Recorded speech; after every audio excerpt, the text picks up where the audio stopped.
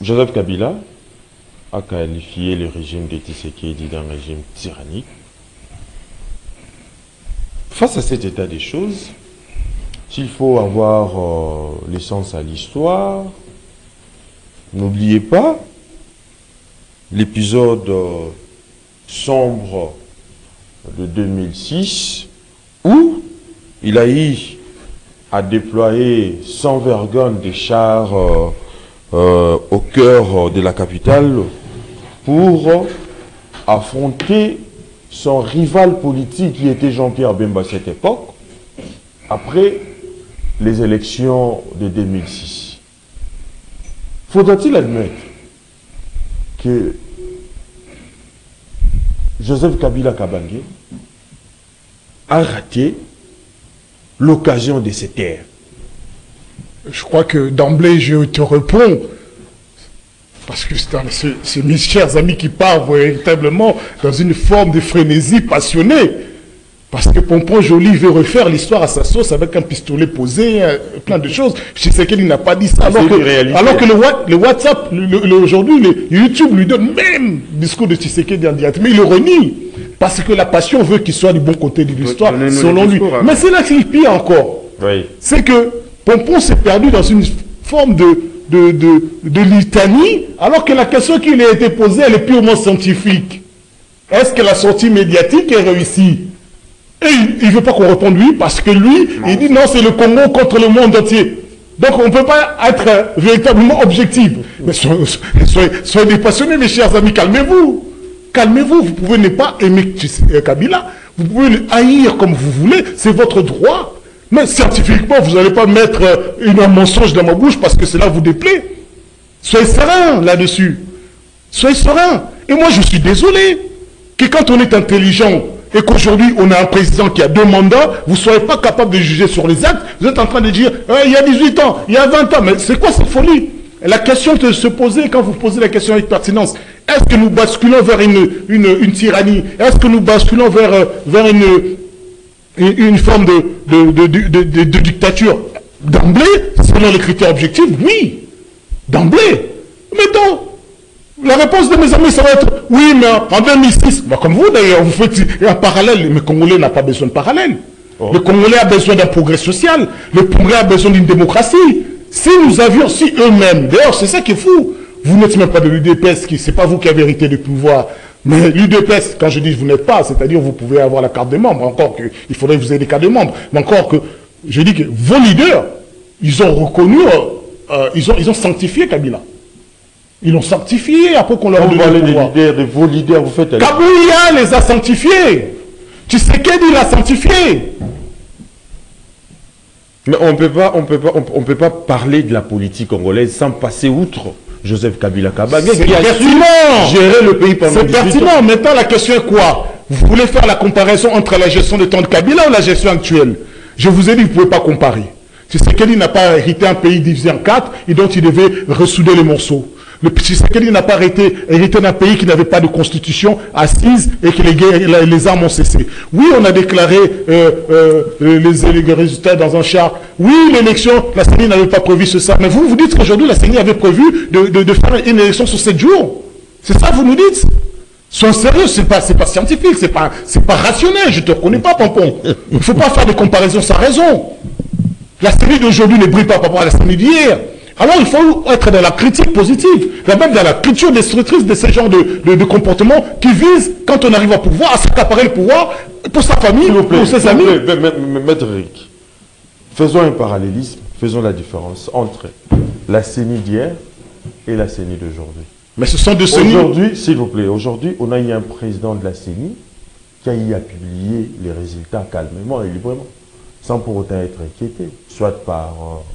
Excusez-moi, mais Nanga est inquiété par qui quand il a publié les résultats? S'il vous plaît, non. Ils ont fait en 2006, où on a vu Malou publier les résultats dans un char de combat. D'accord, faisons le parallèle. Oui. Vous me parlez de 2006, c'est-à-dire nous sommes en train de parler du prélude à la Constitution. Et la preuve en est que Nanga aujourd'hui, ancien président de la... Mais en 2006, on vient de sortir de notre contexte. Non, en 2006... Mais il se retrouve à la rébellion. Faisons le parallèle. Oui. Faisons le parallèle. Bemba est à la rébellion. Faisons le parallèle. Bemba était à la rébellion, non? En 2006. Avant d'arriver au pouvoir, de venir, de déposer les armes. Le parallèle est là. Moi, je fais le parallèle entre le temps. Je vais y arriver. Je vais y arriver. En y étant, et même en 2006, en y étant, qui avait sa propre garde. Il n'avait pas sa propre garde militaire. Il n'avait pas sa propre garde militaire. Quand vous dites de faire, de diffuser les élections, les résultats des élections à travers le char de combat, c'est pourquoi? C'est pourquoi? C'est pas pour une question de sécurité. Mais est-ce qu'on doit l'accepter? Non. Maître Rick, ne cherchez pas à ouvrir une boîte à Pandore. Mais c'est vous qui cherchez à ouvrir votre boîte. Vous devez faire le parallèle. Ouvrons carrément la bête. Bemba, il faut désosser la bête. Bemba Aïe a donné des raisons fondamentales et évidentes qui lui a poussé à faire la guerre. Ah, mais c'est par rapport. Non, mais vous le trouvez fondamental et évident. S'il vous plaît. C'est vous. Maintenant, il y en a certains qui trouvent également auprès de Nanga des raisons fondamentales évidentes. Vous n'avez pas le monopole de la vérité. Vous ne pouvez pas être d'accord. Il n'y a aucune raison. Selon vous, selon Kinshasa. Mais soyez-moi, ceux qui l'ont rejoint, ils ont trouvé des raisons fondamentales. Demain, s'ils gagnaient la guerre, prenons exemple, il y a un journaliste qui viendrait se mettre là. Il dirait comme vous. Non, l'autre, il n'avait pas trouvé des raisons fondamentales, j'en ai trouvé les raisons fondamentales. Mais arrêtez, soyez sérieux. Arrêtez de sanctifier ceux qui ont pris les armes. Ils ont pris les armes. Ils ont pris les armes. C'est une vérité historique. Pourquoi voulez-vous nier? En 2006... Joseph Kabila aussi a pris les armes. Effectivement. Mais l'histoire, on ne va pas les régler. On doit pérenniser ces systèmes. Mais non, c'est ça que vous ne comprenez pas. C'est ça qu'il faut accepter. Si vous n'arrivez déjà pas à voir l'évidence. Alors que le pays a opté pour des voies démocratiques pour accéder au pouvoir, Maître Rick. Ah bon? Oui. Par quel moyen? Les élections. Ah, les élections. D'accord. Vous avez assisté à ces élections? Vous étiez là? Oui. Ah d'accord, vous contextez que dans le contexte actuel, avec les lois qui existent, on pouvait organiser des élections là qu'une partie du territoire était occupée. C'est ça que vous contestez. Et vous dites que c'est normal. Vous dites que c'est normal qu'au regard de la loi électorale, que nous aurons une élection sur 7 jours. Vous dites que c'est normal, la manière dont les choses sont procédées. Et même qu'on sanctionne et que les machines se sont trouvées dans les maisons des députés. Ou qu'on sanctionne même ceux qui avaient triché. C'est pas moi qui le dis. Ce sont les aléas, mais quand même. Ce n'est pas un aléa. Attendez, la démocratie ne souffre pas de ça. Non, n'essayez pas de justifier l'injustifiable. Un aléa qui change le visage de la République. Un aléa qui envoie des gens en prison. Arrêtez de parler de l'aléa, c'est la vie de la République démocratique du Congo dont il s'agit. Quand il y a un mal, il faut savoir dire c'est le mal. Pourquoi est-ce que le président Lasseni est sorti des médias dire c'est le mal et vous dites c'est un aléa? En vertu de quoi vous direz que c'est un aléa? En vertu de quoi cela a fait grandir la démocratie selon Félix Antoine Tshisekedi? Non, soyons sérieux. Et la Cour constitutionnelle a perpétué ce mal. A déclaré un gagnant ceux qui n'avaient même pas participé aux élections. Mais vous parlez de quel aléa? C'est un chaotique. Éric Buisselot, maître Éric. Aimons la République. S'il vous plaît. Au-delà des individus, aimons la République. S'il vous plaît. Hier, ça allait mal, mais nous avons une volonté d'aller vers le bien. S'il vous plaît. Et on n'y va pas le bien en disant produisons le mal d'aujourd'hui. Les territoires occupés dont vous faites allusion, Félix Tshisekedi pouvait aujourd'hui aussi monter au créneau pour dire que comme la partie Est est occupée, je ne peux plus organiser les élections, je reste au pouvoir. Mais il n'a pas pu les faire. Mais il a voulu, malgré les conditions, malgré les situations difficiles, organiser les élections. Les élections ne sont pas faites pour le chef de l'État. C'est l'occasion pour les Congolais de s'exprimer, de choisir un destin commun avec un homme. Donc vous dites que ces Congolais-là, eux, ils pouvaient s'asseoir parce que Félix Tshisekedi disait non, ça va. Non, la question ne se pose pas par rapport à Félix Antoine Tshisekedi. Si les moyens ne sont pas réunis, les moyens, c'est la loi qui les définit. C'est pas un président, c'est la loi. C'est la loi. Si les moyens ne sont pas réunis, n'organisez pas les élections. Il a parfaitement la légitimité pour cela. Si les moyens ne sont pas venus, vous n'allez pas dire que le chef d'État est au-dessus de la loi. Nullement. Pas plus tard que la loi relative aux instances présidentielles publiques le rappelle. Chez Félix Antoine Tshisekedi, comme Joseph Kabila, ne sont pas dessus de la Constitution. Vous savez que moi, en 2016, j'ai critiqué la décision de Kabila après l'accord de l'ONU pour se donner 2 ans. C'est anticonstitutionnel. La première personne à dire que Félix Tshisekedi a l'intention de s'éterniser au pouvoir. Parce qu'il n'a pas pu organiser les élections.